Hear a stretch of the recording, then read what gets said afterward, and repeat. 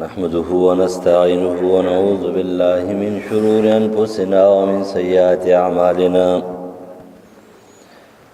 أما بعد فأعوذ بالله من الشيطان الرجيم بسم الله الرحمن الرحيم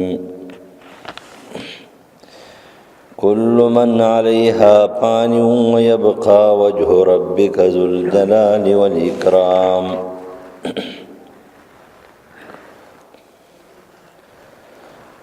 وعن عبد الله بن عمر رضي الله تعالى عنهما قال أخذ رسول الله صلى الله عليه وسلم بمنكبي فقال كن في الدنيا كأنك غريب أو عابر السبيل. وكان ابن عمر يقول إذا أمسيت فلا تنتظر الصباح وإذا أصبحت فلا تنتظر المساء وخذ من صحتك لمرضك ومن حياتك لموتك. رواه البخاري. كل من عليها فان، هر څه چې په دې ځمکه باندې دي نو دا ختمېدونکي او پانی کېدونکي دي. ويبقى وجه ربك ذو الجلال والإكرام،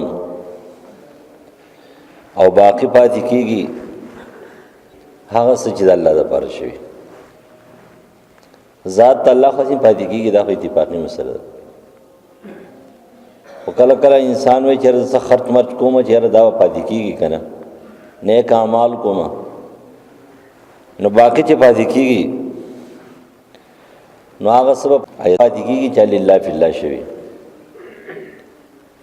او د الله ذات په پاتې کېږي چې هغه لوی جلال والا لوی اکرام والا دی. سورة رحمان آیت نمبر 26-27. عبداللہ بن عمر رضی اللہ تعالیٰ عنہ فرمائی چې ورځ رسول الله زما دا وږي ونیولې او یا بمن کبي زما دا وږي ونیوله او ما ته ویل چې دنیا کې داسې ژوند تېروه لکه ته چې یو غریب او ناشنا مسافر یې، تا هېڅ څوک نه پېژني. په دې کې ډېر لوی جوړه خبره ده. په دنیا کې خلک ځان ښیي د دې دپاره چې خلک مې وپېژني، تا دې هېڅوک نه پېژني. تا که بیا خلک پېژني لکه حضرت عمر فاروق رضی الله تعالی عنہ فرمایل یا رسول الله موږ یو کار کوو، ډېر پټ یو کار کوو، خو هغه بله ورځ چې دی نو خبر شو ښکاره شوي خلک صفت کوي د هغې، دا به هم ریاکاري وي، دا به هم په تزکیه نفس کې راځي چې سړی خپل صفتونه کوي. ناول چې نه، دا خو د الله طرف یو احسان دی، دا خو یو رحم دی چې انسان چې کومه دی نو هغه یو پټ کار کوي او هغه ښکاره شي. ته به داسې کې او پاتې شو دا چېره ته به ځان غریب ګڼې، غریب ناشنا، هېڅوک پې نه پېژني. او عابر السبیل، یا داسې لکه تېرېدونکی د لارې چې السلام علیکم سړی چې کله په لاره باندې تېرېږي نو هغه د خپلې ناستې پاستې دپاره بس یې عارضي غوندې ځګی چې دی نو جوړی برابروي، یا د چا نه په سوال واخلي چې رجي دي کرسۍ ته کښېنه لږ ساعت چاو کښېنه بیا یې ته پاسې ځي. نو ستا زندګي به داسې چې هغه عابر السبیل وي. لکه څرنګه چې نبی علیہ السلام فرمایي چې زه دنیا کې داسې یم لکه یو سړی د ونې لاندې د سوري لاندې آرام کوي او بیا وایي چې اوس روان یم، بس لږ ساعت بعد روان یم، او د هغه تله یقیني وي صرف دا دنیا د مزې دی، د مزې دا نه مستقل ټکانه ده، او د مستقل ټکانې دپاره چې دی نو پکې څه کېږي. د آخرت د کروندې دپاره چې حال دې تا ته څه ملاویږي، څه ذخیره او څه نتیجه ملاویږي او څه فایده او ثمره ملاویږي، نو د هغې دپاره به کرونده په دنیا کې کې نو الدنیا مزرعة الاخره، دنیا د دې آخرت لپاره کروندره. په بعضې روایتو کې امام بهقي دا دې ته حدیث ویلی دی، اگر که سند کمزوره دی خو هغه وایي دا حدیث دی. او بعضې علماء چې نه دا یو مقوله ده، د حضرت علی رضی الله عنه یو حدیث دی د بخاري چې نن عمل کېږي، دنیا د عمل ځای دی او آخرت کې سبا عمل نه کېږي. هلته به صرف ته بیا خپل اعمال اخلي حاصلې به. نو دلته ورته وایي چې عابر السبیل شه، تیریدونکی د لارې شوی دنیا کې. وکانه ابن عمر رضی الله عنه، عبدالله ابن عمر رضی الله عنه به چې بیا ویل خپل شاګردانو ته، نو ورته وایي اذا امسیت، یا ځان سره مخاطبه کوي، اذا امسیت فلا تنتظر الصباح واذا اصبحت فلا تنتظر المساء. عبدالله ابن عمر فرمایي په خپل باندې ځان ته یا خپل شاګردانو ته جوړه کله سبا کې نه بیګا انتظار مکو، چې بیګا کې سبا انتظار مکو. دې سموایا چیرې بیګا به راځي سبا به راځي، بس وای دا زما آخري سبا دی او آخري بیګا دی، آخري ساعت دی. وخذ من صحتک لمرضک، او ونیسا خپل صحت ته چا د پاره بیماری ته، مطلب دا ری ته وای زه بیمار یم هیڅ نشم کولی. ومن حیاتک لموتک، د دې وجه دوه نعمتونه داسې رسول الله فرمایي نعمتان مغبون فی کثیر من الناس، دو نعمتونه داسې دي په دې کې ډېر خلک چې کوم دي هغه په تاوان کې. الصحت والفراغ، یو صحت ته او یو فراغتیا ده. صحت او فراغتیا دواړه په دې نعمتونو کې انسان په تاوان کې دی. ټول خلک د خپل صحت نه فایده نه اخلي، بې فایدې ضایع کېږي او ټایم خو زموږ د ټولو خرابېږي. سړي تعالی پته ولګي سړي نه قوتونه سلب شي، واغستلی شي، کله طاقتونه ختم شي، دی وایي چېره اوس افسوس چې دا مې کړی دا مې کړی دا مې کړی، بیا هېڅ هم نشي کولی. ور بیا هر قوتو هر منټ بعد، هر ګنټه بعد، هر ورځ بعد انسان چې کوم دی زوال طرف ته ځي. ورې دا داسې مه وایي چې دا به عروج ته دی، دا خو نادان دی، بېوقوفه دی. دا د شیخ چلي سوچونه دي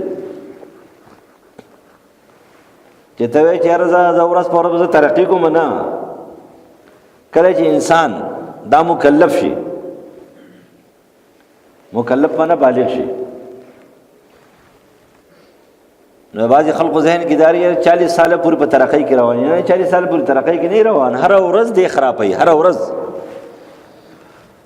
د بلوغ نه بعد د هر ټایم کدی په 10م کې دی، کدی په 8م کې دی، کدی په 9م کې دی، کدی په 12م کې دی، کدی په 14م کې دی، او کدی بیا فارغ شوی دی او نوکر دی، او کدی بیا نوکر نه دی، او کدی د بچو او د نسو د کړوسو خان پلار دی، نیکه دی، او نیاد او مور دی، او کار څه خدا ورې زوال طرف ته روان دي، زوال طرف ته دا ختمیږي. ته زوال طرف ته روان دي چې دا انسان چې کوم دی دا خپل عمر په سر باندې ناست دی، د عمر په یخ کې ناست نه دی، دا عمر په سر ناست دی. 80 کاله عمر دی، د 80 کالو د عمر په سر باندې ناست دی. د دې مثال چې کوم دی د واورې د ډیرکۍ د امام فخرالدین رازي وي، دا عمر دا د واورې او ډیرکۍ د دې په واورې نه پاسه ناست دی، او هغه واوره ولې کېږي نو دې زوال ته روان دی، ښکته روان دی، پورته نه دی روان، دې ښکته روان دی. نو چې دې ښکته روان دی نو دا خوشحالي دې ختم کړي. لهذا دې دوه نعمتونو کې واقع موږ ټول ګیر یو، ټول ګیر یو. شپه ورځ چې کومه دی نو دا تېره شو، یا په غفلت کې تېره شو، یا په خوب کې تېره شو، یا په گپ شپ کې تېره شو، یا په پاتو خبرو اترو کې تېره شو، یا په غیبت چغلۍ کې تېره شو. نو څه خلک خو دا بیا هم څه ګزاره به کوي، خو څه خلک داسې دي دا وایي 24 ګنټې زندګي ټول په عبثیاتو کې تېرېږي، په عبثیاتو کې تېرېږي. د دې نه بېروزګاره خو چې دي خو دي بېروزګاره، خو د هغوی په عبثیاتو کې په روزګار کې چې دي نو خو دا بیا هم په روزګار کې دي، نو هغه ټیمونه خو په هغه روزګار کې تېرېږي. خو لیکن چې کوم بې روزګاره نو خو بیا بالکل خپل وخت هغه برباد کو نو دا وخت مونږ خوري ګورې دا ختمېږي روان دی نو مونږ د عمر په سر باندې ناست یو د عمر په یخ کې ناست نه یو د عمر په سر باندې ناست یو عمر په ښکته روان دی په دې وجه باندې عبدالله ابن عمر رضی الله تعالی عنه خپلو شاګردانو ته دا وویلی چې ګوره د سبا او د بېګا انتظار مه کوئ او بیا خپل صحت دا فرض کړئ زه بیمار یم او ژوند فرض کړئ زه مړ یم ژوند هغه ژوند دی چې په هغې سړی د هوښیارتیا کار وکړي هوښیار انسان خو هغه دی چې کومه د نفس سره مقابله کوي نبی علیہ السلام فرمایي کہ الکیس من دان نفسه وعمل لما بعد الموت عقلمند هوښیار ذکي په انسان خو هغه دی چې ما بعد الموت لپاره د آینده دپاره چې سره روان دی هغې دپاره کار وکړي دا هوښیار انسان دی خپل نفس قابو کې دې سره محاسبه وکړي حاسبو قبل ان تحاسبو د راتلو نه مخکې چې سره بل حساب کوي د هغې نه مخکې ځان سره حساب وکړه په خپله د خپل ځان سره حساب وکړه کله چې یو سړی پوهېږي څه نه څه عقل یې کار کوي که نه او دا پرچه ورکړي نو شاه نادر نشو ویلی چې چېرته کتونکی چې کومه دی هغه کمچوري کتونکی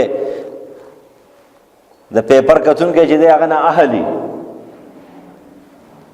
نو هغه نه اهل کتونکی جو هغه ولګي اهل سړی نه اهل کی نه اهل کی زه خپل شاګردانو ته اکثر وایم زما عادت دا دی چې زه ناقابله سړی قابله ته رسوم خو قابل سړی ناقابله ته نه رسوم امرګری خان دي کنه ولولي ما دې سره چې الله بدی کلا چې کوم ده نو احسان کوي احسان کوي هو کټای نه کوي د چانه کټای نه کوي او چې سړی نیکی کړي دا وداغي نیکی ثواب له پورا ورکه خو بدی کړه او ته معاف کوي نو چې سلک غوندي په لاره باندې تلې معمولی غوندي چاله دا مسلک د امام شافعي د جمله په شوي ځاله سره سره سره پیږي ځا زه تلې هغه طرف ته تلې خو کدا سی وي چې ته چې اسمان لکه بره دې کلان دی ته چې اسمان لاندې دی ته پیو چې دا سره اوس پیسته پیږي دا اوس په کګلار روان دي اصل خبر هم دا چې کتون کې چې کوم دی نو هغه ډېر زیات وسیع علم والدي لیکن کې ډېر وسیع علم والدي کم مقرر فرشتي چې کرام کاتبین لحظه برابر غافل کیږي نه هیڅ یو شی چې په کوم هغه مقرر دي هغه الله تعالی د هغې باقي لرې پاتې کړی نه هغې ول ورکړی دی نو لیکون کې پوهه دي بیا کتون کې چې کوم فرشتي دي هغه پوهه دي او بیا د ټولو نه بره پروردګار هغه ذات چې هغه د هر څه نه خبر دی هغه د رموزو نه خبر دی هغه د انسان د هر حرکت نه خبر دی نو د هغه نه خو هېڅ هم نه پټېږي نو کتون کې چې دی نو هغه هم څه دي د هغوی نه څه غافل نه کېږي بې احتیاطي نه کوي هغه هر انسان ته خپل حق میلاویږي په دې وجه باندې دا حیات دا زندگی دا ختمېدو والا ده او دا غم او فکر به څنګه پیدا کېږي دا غم او فکر والا پیدا کېږي چې کله تر څو پورې د مرګ فکر نه پیدا شوی کله انسان دا خبره نه یې منلې چې زه به ځم چې د تلو خبره نه یې منلې دی نن سم نشي کولی او غلط کارونه به کوي وخت به ضایع کېږي صحت په ضایع کېږي مال و دولت په ضایع کېږي کله چې د ده سره دا غم پیدا شي د ده د عقیده جوړ شي د ایمان جوړ شي چې زه به ځم یا نن یا سبا د دې دنیا نه زما رحلت دی دا فانی ده کل من علیها فان هر څه به ځي ختمېږي به نو چې کله دا عقیده جوړه شوه چې زه به ختمېږم زه به ځمه اله به دا خبرې مني اله به د سره د ژوند اله به د عمر اله به د صحت اله به د وخت د ټایم د دې ورسره احساسي او په دې بعضې خلقو باندې په سړي بالکل افسوس وشي بالکل افسوس حیران بشي خفګان خبره نه ده زما په نیز باندې زه خو یم که څوک په چا پسې خبرې کوي مه خفه کېږئ په دې خبر وګل ما خپه کېږي چېرې پلان کې دا وویله پلان کې دا وویله، خو لیکن اورېدونکو ته وایم چې اورېدونکي تاسو د چا خبره واورئ که نه نو بیا تحقیق یې مه منئ. ویونکي خو د چا په شان کې خبرې چې کوي به چې پاک پاک دور کی پاک پاک قرن کی پاک پاک صدی کی چې پاک عظیم صحابه موجودو، لیکن داغه عظیم صحابه په منځ کې عظیم منافقان موجودو. پاک عظیم دور کی پاک صفات دور کی پاک کی رحمتونو باران نو داغه په منځ کې د دنیا خبيث خلق هم ناسو، چې عبد الله ابن ابي ابن سلول غوندي او د ابن نبتل غوندي خلق چې کوم دینه دا موجود دي چې د رسول الله په شان کې څومره خبرې کوي. تاسو سې سوچ چکئ کومه خبره چې د رسول الله په شان کې شوې ده حیران بشئ. د ټولو نه یو سړی د چا صفت کوي که نه ویل دا دی دارې سترګې داسې دي غوږونه داسې دي جامې داسې دي ناسته پاسې داسې بیا وایي غل دی. د نبي علیه السلام په شان کې یو سور صادر چې کومه دی نو هغه یو صادر چرته خوا دې خوښ و نو منافقانو څه ویله نعوذ بالله د نبي علیه السلام ځان راغستی وایي نبي علیه السلام ځان راغستی، لیکن اورېدونکي چې کومه خلق نو هغوی خبره نه منله، یعنې صحابه و که نه نو د ویونکي په خبره خفه کېږه ما خو اورېدونکي نو ته خو په خپله باندې سوچ او فکر لرې نو لیکن ته سوچ وکړه، ته خبره چې کومه دی بې تحقیقه مه منه. اذا جاءکم فاسق بنبأ فتبینوا تحقیق کوه. او بل انفرادي اعمالو کې تحقیق ته ضرورت نشته دی، دا د هغې خبرې دپاره تحقیق دی چې هغې نه یو محلې ته یو ماحول ته یو فتنې ته قاضي ته وقت ته ډېرو خلقو ته نقصان وي. او پاس یو سړي ذاتي خبره ده او تا واورېدله په دې یو غوږ باندې واوره په دې بل هېڅ ته وباسه، بلکې هغه ته وایي چې ورور په قلاره کښېنه. خبره داسې نه ده. دا تحقیق خبره چې کوي که نه دا په اجتماعي امورو کې کوي. ګورئ یا تا ته نقصان دی یا دین ته نقصان دی یا ماحول ته نقصان دی یا انسانیت ته نقصان دی یا یو کلی ته نقصان دی یا کور ته نقصان دی، بیا تحقیق وکړه. پاتې شو دا هغه ذاتي خبره ده یو شخص په باره کې کړې ده، بس بیا هغې ته ضرورت هم نشته دی. نو د ویونکو په خبره خفه کېږه ما د پیغمبر په شان کې خبره کوي، د پیغمبر د بیبي په شان کې خبرې کوي چې په هغه کې بیا د منافقانو خولې خبرې خو ډېرې پستې. تاسو ته پته ده چې کوم خلک دروغ وایي که نه د دوی خولې چې کومه دی دروغ نه جوړي. هغوی په داسې انداز باندې خبره کوي چې حیران بشي. خلک وایي که نه وایي رښتیا چې راځي دروغ کلي وران کړي، رښتیا راځي دروغ کلي وران کړي. دروغجن سړي خبره چې دی نه هغه هر څوک اوري، هغې ته غوږ دي ځکه چې هغه شیطان خوږوي. د دین خبرې یا ترخې دي، په دین کې سختۍ دي، پا کې مشکلات دي، دننه خواهش او مزاج او نفس هغې ته تیار نه دی، شیطان او دماغ هغې ته تیار نه دي. لیکن کومه خبره چې هغه د دروغو ده، کومه خبره د شیطان ده، کومه خبره چې هغه د ګناه ده هغې ته اندرون تیار دی. نفس اماره بالسوء دی هغه ورته تیار دی، دماغ او عقیده چې کومه دی هغې ته تیاره ده، ګنهګاره ده. دننه شیطان دی هغه ورته تیار دی، هغې زر اخلي په دې ماحول کې لیکي.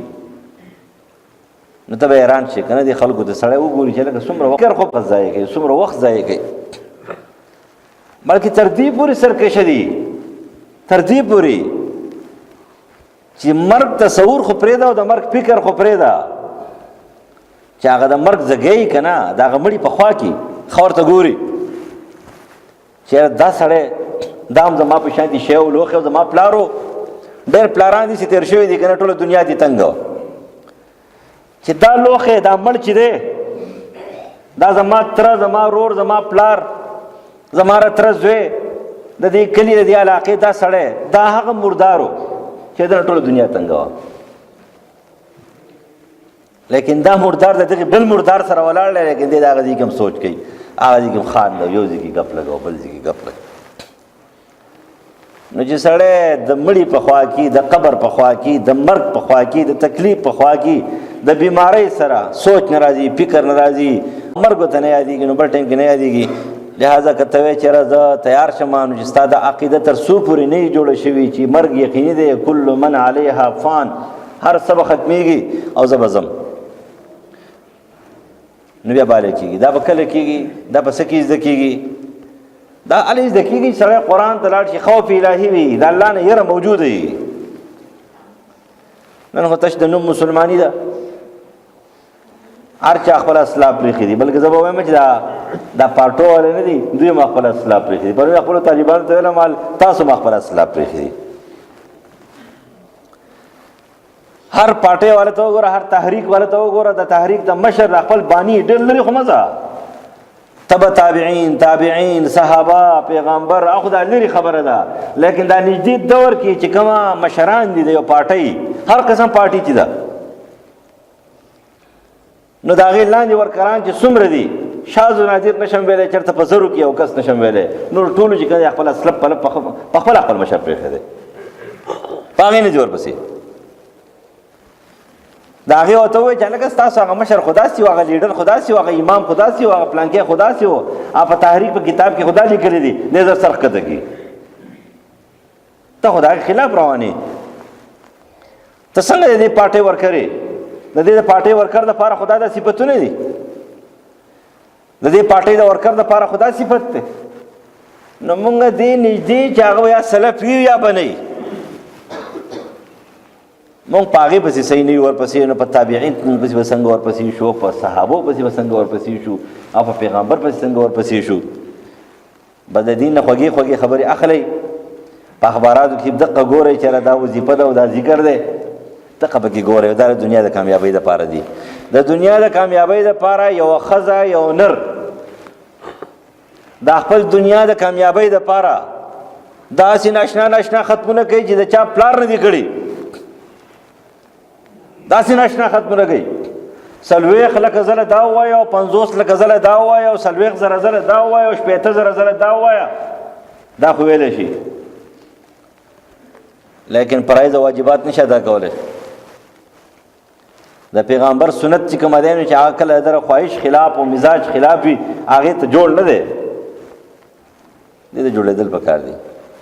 دا به هله جوړېږو، هله به د عبدالله ابن عمر رضی الله عنه دا حدیث چې نبی علیه السلام ورته فرمایي په دنیا کې ځان انفرد ناشنا وګڼه، تېرېدونکی د لارې وګڼه، د سبا او د بېګا انتظار مه کوه. ته به د سبا او د بېګا انتظار کوې او ډز ته به تا بني د نقل انتظار به کوې، خو بس ټایم به ختم شي، سپرډنټ صاحب به اعلان وکړي چې هلکه پرچې راغونډې کوي. دیوی زمانه دا پرچه پاتې رو، زمانه دا سوال پاتې رو، زمانه هغه سوال پاتې رو، زمانه هغه سوال پاتې رو. سوال مال نه دی، ته کامچور وې، تا څه ونه کړه، وخت لاړو تېر شو ضایع شو، خو سم ونه کړه، وخت تېر شو. که نه جومات ته چې موږ راځو خو ډېر ماشومان پکې خو ډېر کم دي که نه، اکثریت خو د هغې خلقو دی چې هغه ټول بالغان دي. لیکن زه راځئ نن د خپل تصور، د خپل عقیدې، د خپل سوچ او د فکر لږ اندازه اخلو، دا لږ تلو چېرې څومره چې دی نه دا موږ استعمالو په ټیک کې، څومره استعمالو دا په غلط کې. دا ژبه دا څومره چې کومه دی په غلط کې استعمالېږي، څومره په ټیک کې استعمالېږي. دا غوږونه، دا سترګې، دا دماغ، راځئ که نه نن دا استعمالو، ګورو که نه، تلو په خپله ځان سره محاسبه کوو. د مسلمان خو دا کار دی، دا یاد ساتئ، مراقبه صوفیانو کار نه دی چې بس صوفیان حضرات چې کومه دی ناست دي وړقېږي. مراقبه عربی زبان کې په خلوت کې د الله نه یره، مراقبه څه ته وایي؟ په خلوت کې په نازان لذي کې د الله نه یره. کښېنه د دې امام غزالي د عمر ابن عبدالعزیز سړی حیران شي که نه، داسې عجیبه غوندې خلک وو چې د هغوی نه په خلافت کې هم احکام نه دي مات شوي، په رعایت کې هم احکام نه دي مات شوي. که فرض که دی منفرد دی نو هم سم سړی دی، خو که دی وزیر دی نو هم سم سړی دی، او که دی گورنر دی نو هم سم سړی دی، او که دی بیا خلیفه دی نو هم سم سړی دی. که روزګار هم سم سړی دی او که روزګار نه هم سم سړی دی. داسې مسلمانان تېر شوي دي که نه. سړی کله کله سوچ وکړي چېرې دا صحابه د دوی د مسلماني څه بل شان دي مسلماني ده، دا څنګه مسلماني ده؟ او بیا د هغې نه پس تابعین د هغوی مسلماني حیران به شي ورته، دا څنګه مسلماني ده؟ دروغ نه وایي. داسې عظیم امامان تېر شوي دي، حیران دي. علامه ذهبي د امام په باره کې نقل کوي، د بخاري راوي دی. هغه وایي چې قسم خوړلی او دا حکایت بالکل ټیک دی، سندن بالکل صحیح دی، ځکه ذهبي چې کومه دی نو هغه دروغ نه وایي، په خپل کتاب کې دروغ نه نقل کوي. هغه د سیر اعلام النبلا په حواله باندې نقل کوي چې یو کس ته هغه قسم خوړلی، زه به تر هغه وخته پورې خاندم نه تر څو پورې ما ته پته نه وي لګېدلې زه جنت ته روان یم که جهنم ته روان یم. نو په دنیا کې خو هغه ته پته نه لګېده. د هغه ورور چې ډېر لوی چت محدث دی، هغه هم د امام بخاري راوي دی. هغه ویل چې کله دا ورور چې دی نو دا مونږ لمبوو که نه، نو دا ولمبو او بیا هم چې کفن برابر کړو، څادر هم چې راپاسه خور کو، او چې دا ولې موږ دا څادر خور کو، یو دم یې چې دا لاس و، ته وایي دا خو مړ و، په دې لاس کې الله طاقت پیدا کوي که نه، او چې پازي خبرې کولی شي او په دې کې هم کولی شي. لاس یې داسې ووهه چې مخ یې ښکاره او د خندا نه شین شو. ما ته چې سړی ژوندی شو، زه بیا رانم بیا مړ و، هېڅ هم پکې نه. صاحب 5-6 سیکنډ خندا وه او وی خندل، بعد پوه شوم چې قسم یې چې خوړلی و که نه، ناکار وشو. داسې خلک تېر شوي دي. قتیبه نقل کوي اول چې هغه زما پلار خوب ولیدو، نبي علیه السلام یې خوب کې ولیدو، نبي علیه السلام سره یو کتاب ورسره دی او د یا رسول الله دا کتاب د څه شي دی؟ ویل دا کتاب د هغې علمای حقو دی، د حق پرستو علماو کتاب دی، ټول عظیم جنتیان دي. ویل ما ورته چې دا کتاب ما له راکې زه وګورم چې نه تا خپل مقصد ووایه. وایي زما زوی قتیبه په دې فریض کې شته و چې او قتیبه خو په دې فریض کې دی. سهار راپاڅېدم، پلار بیا ته وایي چې بس هلکه د علماو فریض کې یې ځه. ما خو چې کسې وخت مې ضایع کړو، خو زه پتا مې محنت وکړو علماو په فریض کې. خلقو سره دا شوق او دا ذوق، خپله خندا یې په ځان حرام کړې وه. چېرې د خندا نه د دې ځګې دا نه دی، د دې ځګې خو هله دی، اصلي خندا خو مناوله ده، اصلي خوشحالي خو هله ده چې انسان ته همیشه ابدي سرمدي خوشحالي میلاو شي. نو مو خو ته ابدي سرمدي خوشحالي نه، خو بس معمولی خوشحالي و پای کې چې کومه بې اختیاره چې کومه خاندو بې اختیاره خوشحالي مناوه، د ګناه خوشحالي مناوه. په دنیا کې خوشحالي مناول ګناه نه ده، د ګناه خوشحالي مناول ګناه ده. او په خپل ځان باندې رحم کول پکار دي، خپل وخت ضایع کول، خپل ځان بربادو، او د دې بربادۍ د دې وخت د دې انتظار دا سوچ فکر والا راځي چې اکثرو من ذکر حازم اللذات. حضرت ابو هريره رضی الله عنه فرمایي چې نبی علیہ السلام فرمایي چې زیات ذکر د چا کوي د هغه شي کوي چې خواهشات ختمي، یعنی الموت مرګ. دا ترمذی حدیث ته په سند حسن نقل کړی دی. الله دې زموږ سوچ او فکر برابر کړي چې موږ په دې نه پوه شو چې موږ پانی یو.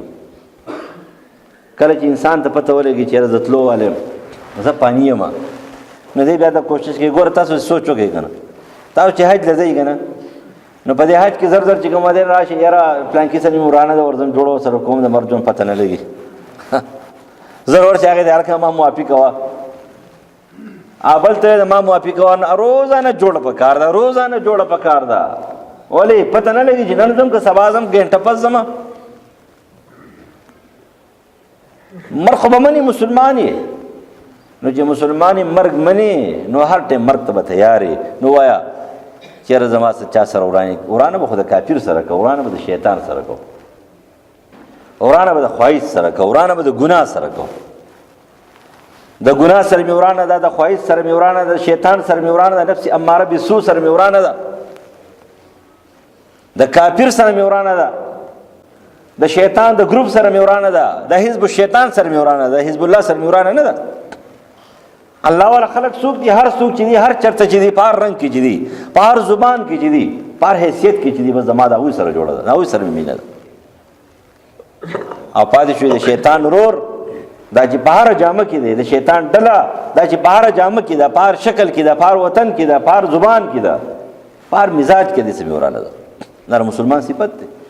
اشداء الکفار رحماء بینهم. یو طرف ته کافر سره ورانه ده، بل طرف ته مسلمان ته چې کوم موم دی. کافر ته وسپنه ده، مسلمان ته سره نرم ده. او چې وګورئ دغې ته چې د مسلمانانو په منځ کې چې کومه زندګي تېره شوې ده، د اسلافو تېره کړې ده، حقه زندګي خپلول پکار دي. الله تعالی د عمل کول توفیق راکړي. الله دې زموږ سره د مرګ غم پیدا کړي او د دنیا نه د انتقال او د تلو غم پیدا کړي. مردگانو باره کې دعا وکړئ، مړي شوي دي نږدې لري ټول الله دې وبخښي. اللهم اغفر لحینا ومیتنا وشاهدنا وغائبنا وصغیرنا وکبیرنا وذکرنا وانثانا. اللهم من احییته منا فالاسلام ومن توفیته منا فتوفه على الایمان.